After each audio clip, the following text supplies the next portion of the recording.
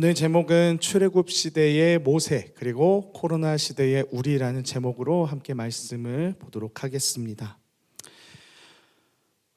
길고 길었던 코로나가 2년 반 만에 이제 드디어 24시간 영업이 이제 재개가 되고 실외 마스크 사용도 이제 의무 사용이 없어지게 되면서 이전의 일상들을 우리가 조금씩 이제 회복해 나가고 있습니다.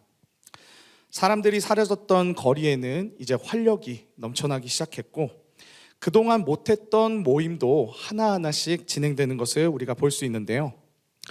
하지만 지난 2년 반에 생겼던 이 어려움과 상처들의 여파는 아직까지 우리 삶에 그대로 남아있고 높은 물가 그리고 청년 실업, 주변 국가의 전쟁으로 인한 안보의 위협 등 이 모든 것은 코로나로 아직 회복이 안 된 우리의 일상 가운데 더 어려움들을 현재 주고 있습니다. 뿐만 아니라 지난 2년 반 동안 매체에 보도된 한국 교회의 약점들로 인해서 세상에서 이제 교회를 바라보는 그 교회의 신뢰도는 32%에서 21%로 급감하였고요. 최근에 조사된 그 결과를 보면은 21%에서 또 18%로 또 줄었다고 합니다. 10명 중 1명은 교회를 떠났다는 소식은 우리 그리스도인들을 더욱더 위축되게 만듭니다. 이러한 시대의 흐름 속에서 우리는 어떠한 생각과 마음으로 이것을 바라보아야 합니까? 무념무상입니까? 아니면 자포자기입니까? 아니면 성령 충만함으로 깨어 있어야 합니까? 우리가 어쩌면 이 어려운 시기들 가운데 생각하기를 이제 너무 복잡해서 생각하기 싫다 해가지고 이렇게 아무 생각이 없을 수도 있고요. 이 어려운 상황을 보면서 그 지옥의 헬이라는 이제 단어에다가 이제 우리나라를 조금 비하하는 그런 단어 이제 조선이라는 걸 붙여가지고 헬조선이라고 막 이렇게 바깥 사람들은 그렇게 해서 이제 불평불만을 하는데 이러한 불평불만으로 자포자기할 수 있습니다. 그러나 중요한 것은요, 하나님은 이러한 어려운 시기들 가운데에서도 하나님의 사람들을 찾으시며 하나님의 일을 이루신다는 것입니다. 오늘 말씀에 하나님이 모세를 부르셨을 때 당시는요, 지금 우리가 어려움을 겪고 있는 것처럼 이스라엘 민족이 애굽으로부터 굉장한 견제와 그리고 핍박과 하루 종일 되는 그런 심한 노역을 받는 어렵고 힘든 시기들 가운데에 있었을 때입니다. 어쩌면은 지금 우리가 겪고 있는 이 어려움들보다 조금 더 어려울 수도 있어요. 출애굽기 1장 13에서 14절을 보면요, 이스라엘 자손에게 일을 엄하게 시켜 어려운 노동으로 그들의 생활을 괴롭게 하니 곧 흙 이기기와 벽돌 굽기와 농사의 여러 가지 일이나 그 시키는 일이 모두 엄하였다라고 이렇게 기록이 되어 있고요. 그 바로 뒤인 출애굽기 1장 15에서 16절을 보면요, 애굽 왕이 히브리 산파 십브라라 하는 사람과 부하라 하는 사람에게 말하여 이르되 너희 히브리 여인을 위하여 해산을 놓을 때에 그 자리를 살펴서 아들이거든 그를 죽이고 딸이거든 살려두라라고 이렇게 기록되어 있습니다. 굉장히 이스라엘 민족이 애굽에서 얼마나 힘들었을지 이렇게 보여주는 내용들입니다. 요셉이 애굽의 총리였었던 시절, 원래는 이제 애굽으로 모두 들어와서 좋은 곳에서 자손을 낳으면서 잘 살았었던 이스라엘 민족은 이제 시간이 흐르면서 애굽의 정권을 잡은 세력이 바뀌게 되면서 요셉을 알지 못하는 세력으로 이제 이 애굽을 정권을 잡은 세력들이 바뀌게 되니까 애굽 안에서 이제 고된 노동과 비인격적인 이런 산하 정책까지 이렇게 이스라엘 민족을 압박하는 이러한 형국이 일어나게 된 것입니다. 자, 이에 출애굽기 2장 23절을 보면요, 이스라엘은 고된 노동으로 말미암아 탄식하며 부르짖으니 라고 이렇게 기록되어 있는데, 이들의 노동과 삶이 얼마나 힘들고 어려우면 날마다 하늘을 향해 탄식하며 울부짖었을 만큼 이들의 상황은 정말 처참했다는 것입니다. 출애굽 당시의 이스라엘 상황과 그리고 지금의 우리의 상황, 다른 것 같지만 비슷한 느낌을 줍니다. 2년 반 동안 우리가 코로나라는 그런 어려움들을 겪으면서 얼마나 많은 사람들이 힘들고 어려워하면서 탄식하며 울부짖었습니까? 코로나로 인해서 병원 진료를 받지 못해서 가족을 떠나보내야 하는 사람이 있었고요. 코로나로 인해서 제대로 장례조차 치르지 못한 가족들도 있었습니다. 뿐만 아니라 국적이 다른 이런 국제 커플들이나 부부들은 강제로 긴 헤어짐을 겪었어야 했고요. 일자리가 없어지거나 삶의 터전이 송두리째 없어지는 그런 암울하고 억울한 시기들을 우리는 지난 시간들 동안 보냈습니다. 이제 좀 상황이 괜찮아지나 싶었지만 외부에서 터진 경제의 여파로 인해서 우리의 경제는 휘청이고 있고, 또 우리 각각의 이 개인의 문제로 인해서 여전히 우리의 개인의 삶들은 전쟁과도 같은 어려운 싸움들을 해나가고 있는 지체들도 분명히 있을 것입니다. 관계의 문제, 가정의 문제, 앞으로에 대한 그 미래에 대한 걱정과 불안 등등, 이러한 어려움들로 인해서 우리는 하나님께 부르짖고 탄식해 왔을 것입니다. 하지만 출애굽기 2장 23절의 그 뒤에 구절을 보면요, 우리는 희망을 얻을 수 있습니다. 그 고된 노동으로 말미암아 부르짖는 소리가 하나님께 상달된지라라고 그 뒤에는 이렇게 기록되어 있습니다. 하나님은 정말 어렵고 힘든 이스라엘 민족의 이 한탄과 부르짖음을 오늘날 코로나로 인해서 각자 개인이 가지고 있는 그런 어려움들로 인해서 한탄하고 부르짖는 그 우리의 소리를 그냥 방관하고 계시지 않으시다는 것입니다. 주님은 모든 것이 준비될 그때를 기다리셔서 때가 되면 하나님의 일을 시작하십니다. 하나님께서는 애굽에선 이제 고통받고 있는 이제 이스라엘을 구원하기 위해서 오늘 말씀의 내용처럼 모세를 호렙산의 그 불타는 떨기나무 가운데서 이제 부르고 계십니다. 히브리인을 구하려다가 애굽인을 죽여서 40여 년을 도망자로 살아온 그를 하나님은 이제 모든 이스라엘을 이끌 지도자로 이제 세우셔서 하나님의 일을 시작하시려는 것을 오늘 말씀을 통해 우리는 볼 수 있습니다. 애굽의 왕자로서 살아온 40년, 그리고 미디안 광야에서 도망자 신세로 살아온 40년, 이 시간들은 하나님께서 모세를 단련시키시고 하나님의 사람으로 만들어 가시기 위해 다듬으신 시간들이었습니다. 사랑하는 여러분, 우리가 이 어려운 시기를 살아가면서 때론 나에게 오는 이런 어려운 일들, 내 생각과는 다르게 흘러가는 이 여러 일들을 보면서 분명히 너무나도 속상해하고 어려워할 때도 있습니다. 이런 것을 통해 하나님의 이끄심에 대해 우리는 의심할 때도 있고 자신을 실패자라 생각하며 좌절할 수도 있는데요. 하지만 그 시간들은 모두 하나님께서 여러분을 순전한 하나님의 사람으로 만들기 위한 훈련과 연단의 시간들임을 믿으시기 바랍니다. 오늘 말씀을 보면 하나님께서 모세를 부르실 때 나타나는 큰 특징이 있습니다. 그것은 바로 하나님께서 모든 것을, 모세의 이 모든 것을 이끄시겠다라고 말씀하신 것입니다. 오늘 말씀을 보면요, 2절의 말씀부터 이렇게 한번 차근히 보면은 이렇습니다. 여호와의 사자가 떨기나무 가운데로 나오는 불꽃 안에서 그에게 나타나시니라. 네, 그 다음에 4절을 보면요, 하나님이 떨기나무 가운데서 그를 불러 이르시되, 이제 뒤로 넘겨보면 모세야 모세야 하심에 그가 이르되 내가 여기 있나이다 라고 되어 있고요.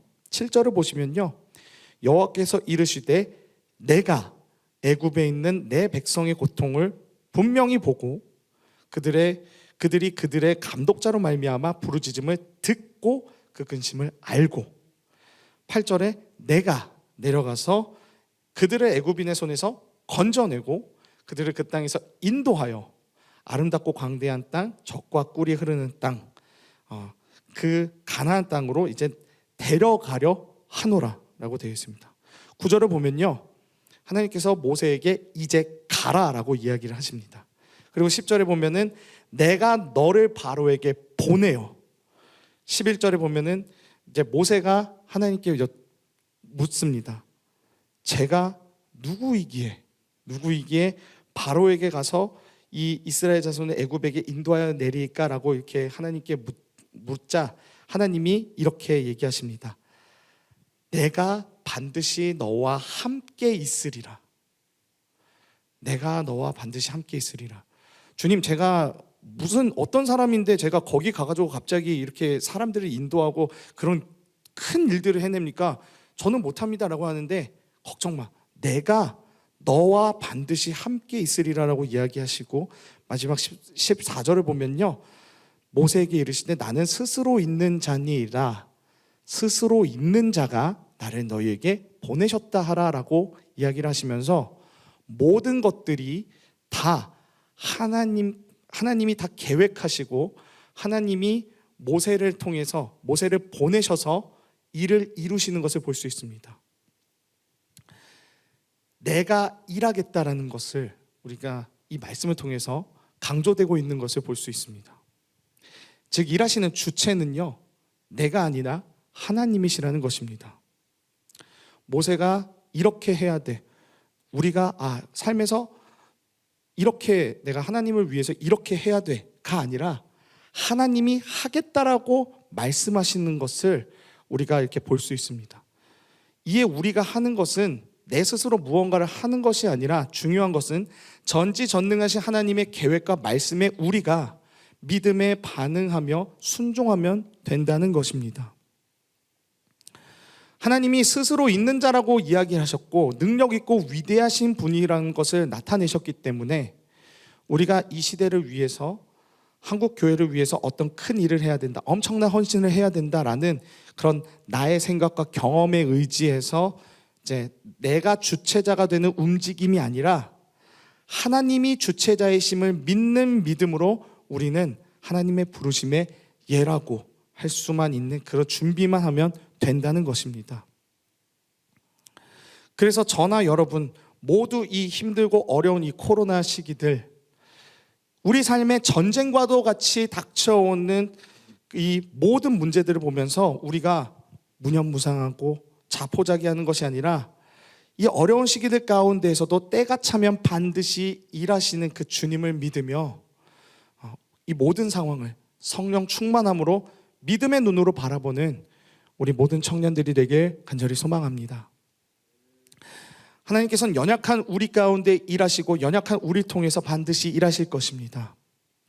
이 어려운 코로나 시기 가운데에서 하나님께서는 이제 우리 청년들을 이 각 사회의 영역들로 이제 보내셔서 모세와 같이 이제 이 땅에서 하나님 나라를 회복하고 세우기 위한 일꾼들로 보내실 것입니다.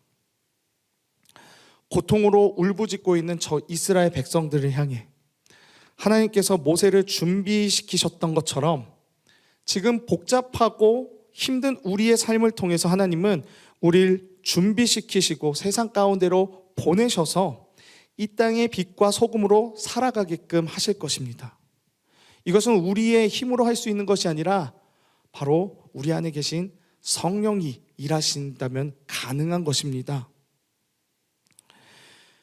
지금 여러분이 보내고 있는 그 시간들, 개인의 문제들과 싸우며 버티고 있는 그 시간들이 결코 헛된 것이 아닙니다. 우리 안에 계신 주님이 오늘 모세에게 내가 모든 것을 하겠다라고 말씀하셨던 것처럼 하나님께서는 우리가 하나님께 그 부름받은 그 일들을 능히 다 감당할 수 있도록 지혜와 능력을 더해 주시고 힘을 더하여 주실 것입니다. 그때에 우리가 필요한 것은 무엇이냐?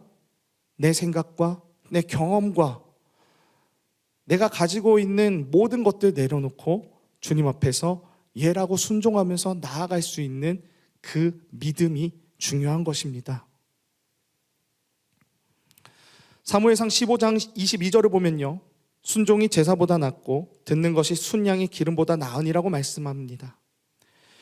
우리의 생각과 우리의 경험으로는 감히 우리가 하나님의 일을 판단할 수 없고 다 알 수가 없습니다.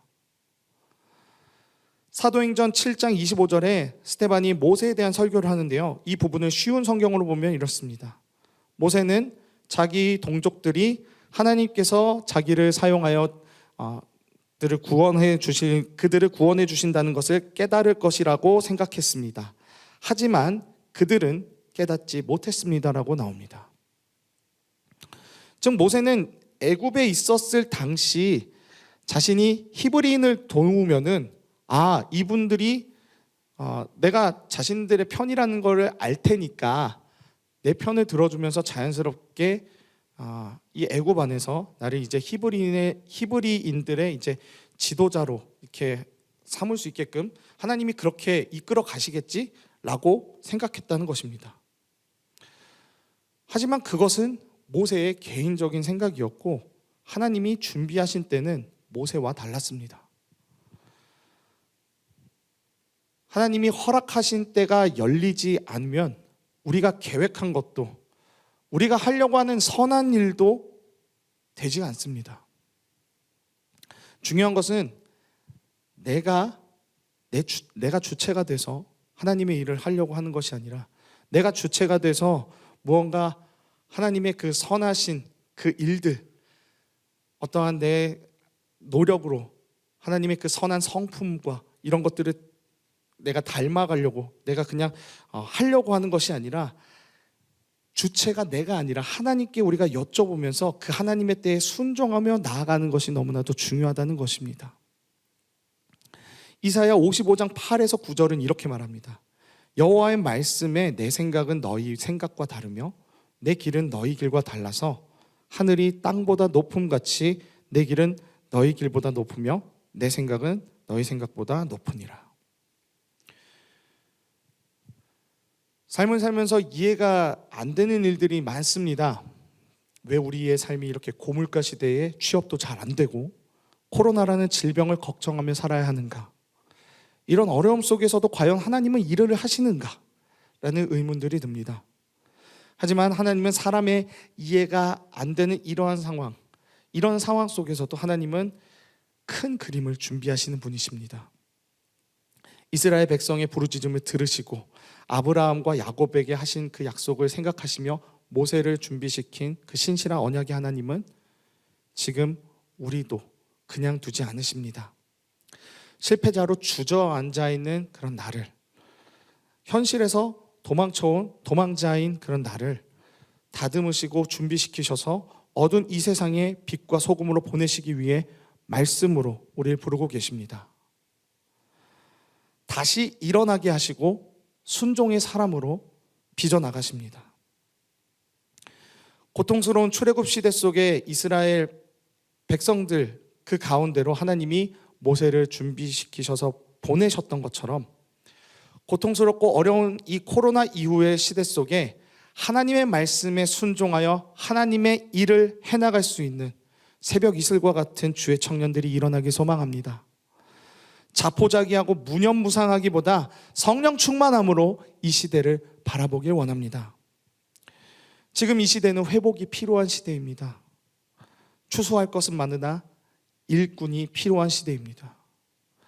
기독교의 신뢰도는 21%, 아니 그 이하로 더 급감했고 기독교 인구의 10명 중 1명이 떠나는 이런 어려운 실정이지만, 그러기에 주님께서는 모세와 같이 각 우리 사회 분야별로 우리의 삶의 여러 부분들로 주님의 말씀을 받아 정결함으로 순종함으로 주님이 보낸 그곳으로 이제 순종함으로 갈 사람들을 찾고 계십니다. 교육계에, 체육계에, 그리고 예술계에, 사업계에 등등 각 분야, 각 지역, 그곳에서 하나님의 뜻을 행할 모세와 같은 사람들, 우리 청년들이 그렇게 일어나기 소망합니다. 여러분들의 모든 삶엔 다 이유가 있습니다. 하나님의 계획하심과 인도하심이 있습니다. 이 어둡고 아픔 많은 세상에 모세와 같이 쓰시려고 준비시키시는 하나님을 바라보시기 바랍니다. 비록 이 땅에서의 우리의 삶이 버겁고 또 힘들게 느껴질 때도 있지만 이스라엘 백성의 그 부르짖음에 응답하시고 때를 준비하시는 그 신실한 주님을 바라보며 믿음의 눈을 들어 하나님께 속한 자로 이 땅의 각 부분마다 보냄을 받아 회복과 화합의 도구로 그렇게 우리를 사용하실 주님을 기대하는 저와 여러분 모두가 되길 소망합니다.